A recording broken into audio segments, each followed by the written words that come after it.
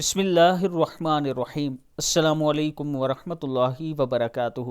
حضرت عبداللہ بن عباس رضی اللہ تعالیٰ عنہ فرماتے ہیں کہ نبی اکرم صلی اللہ علیہ وآلہ وسلم نے فرمایا، جب تو فجر کی نماز پڑھا کرے تو اپنی دنیا کے لیے 3 مرتبہ یہ پڑھ لیا کر، سبحان اللہ العظیم وبحمدہ ولا حول ولا قوت الا باللہ۔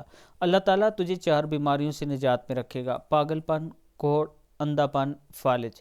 اور پھر جب یہ پڑھ لے تو پھر 3 مرتبہ اپنی آخرت کے لیے بھی پڑھ لیا کرو، سبحان اللہ العظیم وبحمدہ ولا حول ولا قوت الا باللہ۔